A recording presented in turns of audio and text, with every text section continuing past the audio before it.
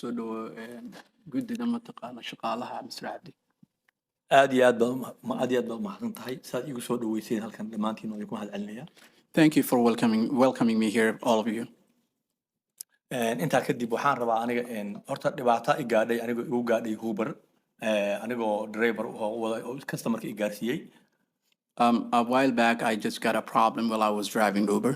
2021 bishii sagaalkeedii dhibka i gaaray. I think, would you 2021 bishii sagaalkeedii. September 2021, that was when that happened. Ninkii customer-ka aan waday ayaa markii aan dejinayay ayuu telefoonka iga dafay kadibna bir uu watay buu madaxa igala dhacay iyo garbaha. The passenger that I was serving for, who was in my car, was trying to get my phone, and he beat me with the metal part that he was in his hand. dhiiggaas ujeedaan baan iga baxay shaafkii dhibkii uu gaar waa qabaa dhibka waa kan. And this is the shirt that I was wearing that time. dhibkii i gaaray Uber telefonkayga uu ninka qaatay aniga waa la idilay isbitaal ambulance baa booliis baa ima ambulance lagu qaaday Uber igama ayn soo daba hadlin.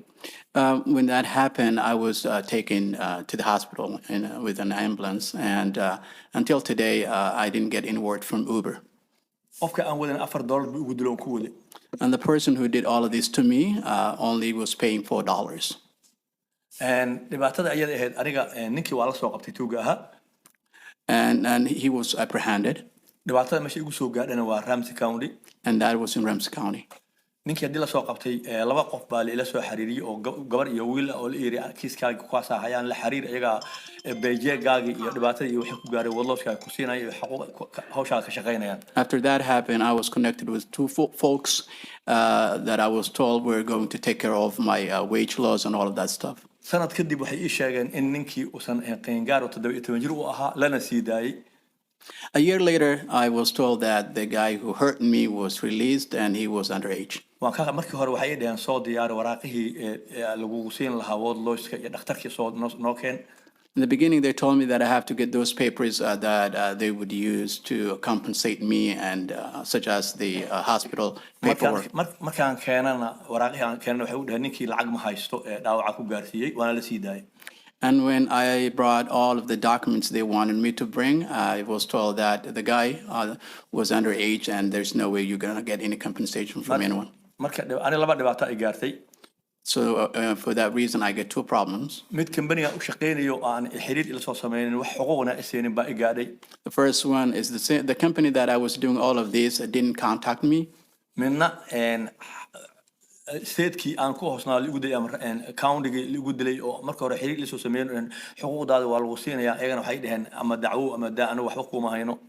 And the second problem, or the second issue, is that the county that this incident happened, which said in the beginning that they were going to take care of my issues, my bills, all of that, which didn't do anything about it. 3 bilood baan dhaawac oo jiifay. I was hospitalized for 3 months.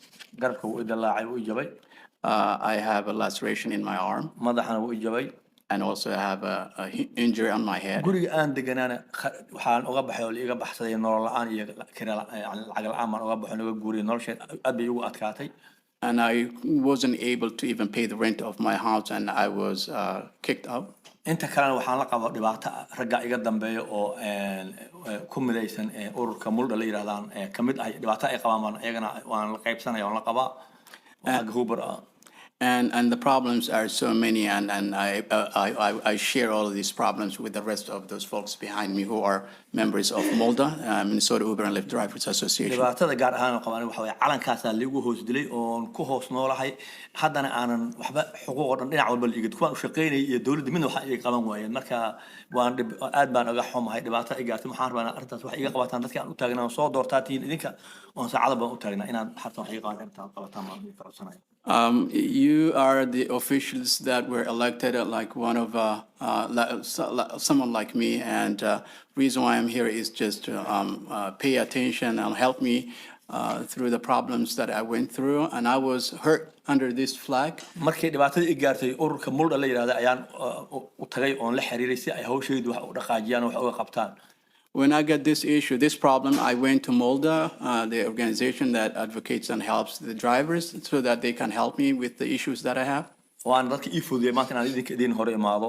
And they are the ones who made it so easy for me to get this kind of opportunity today. intaas waa halkay aad baa u mahadsantihiin And thank you so much.